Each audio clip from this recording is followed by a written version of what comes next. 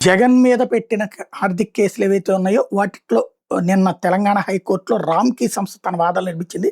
జగన్ అక్రమాస్తులు వ్యవహారంలో CBI case పెట్టడం రాజకీయాల్లో భాగమని, ఆ రాజకీయాలతో మాకు సంబంధం లేదంటూ రామ్‌కీ ఫార్మా మంగళవారం తెలిపింది.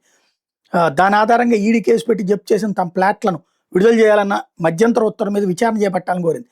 ఆ ఆస్తుల జప్తు చెల్లదంటూ అప్పీలేట్ ట్రిబ్యునల్ వెల్లడించిన తీర్పు మీద ఈడీ రామ్‌కీ హైకోర్టులో అప్పీళ్లు దాఖలు చేసిన సంగతి తెలిసింది.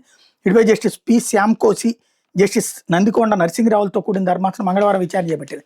రామ్‌కీ తరపున సీనియర్ న్యాయవాది ఎస్ నిరంజన్ రెడ్డి వాదనలు వినిపిస్తూ విశాఖపట్నంలో ఫార్మాసిటీ ఏర్పాటుకి చంద్రబాబు నేతృత్వంలో ఉమ్మడి రాష్ట్ర ప్రభుత్వం గ్లోబల్ టెండర్ బిలువగా ప్రాజెక్టును దక్కించుకున్నాం. పర్యావరణ పరిరక్షణ కోసం ఫార్మాసిటీ అవతల 1/2 కిలోమీటర్ గ్రీన్ బెల్ట్ ఏరియాగా బఫర్ జోన్ వదిలిపెట్టాలని సుప్రీంకోర్టు కమిటీ ఆదేశించింది. ఆ తర్వాత అధికారంలోకి వచ్చిన వైఎస్ రాజశేఖర రెడ్డి లోపలే 250 మీటర్లు బఫర్ జోన్ వదిలిపెట్టాలని సూచించారు. బఫర్ జోన్కి 250 మీటర్లు వదిలితే 1,100 ఎకరాలు పోతుందని, ఫార్మాసిటీకి 500-600 ఎకరాలు మాత్రం మిగులుతుందని, టెండర్ ఒప్పందం ప్రకారం 50 మీటర్లు గ్రీన్ బెల్ట్ ప్రాంతంగా వదిలిపెడతామని మేము ప్రతిపాదించాం. దానికి రాజశేఖర రెడ్డి అంగీకరించారు. ప్లాట్ల విక్రయం కూడా జరిగింది. ఆ తర్వాత వైఎస్ మృతి చెందడంతో ఆయన కుమారుడు జగన్ సొంతంగా రాజకీయ పార్టీ పెట్టారు. ఈ నేపథ్యంలో కాంగ్రెస్ నేతృత్వంలో యూపీఏ ప్రభుత్వం సీబీఐ కేసులు నమోదు చేసింది.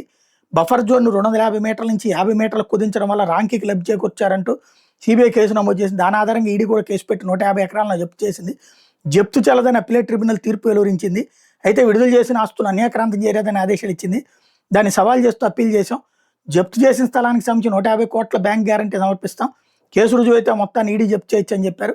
వాదనలు వినిపించడానికి అదనపు సోలిసిటర్ జనరల్ కార్యాలయం న్యాయవాది గడువు గోడతో విచారణ కోర్టు ఈ నెల 12కి వాయిదా వేసింది.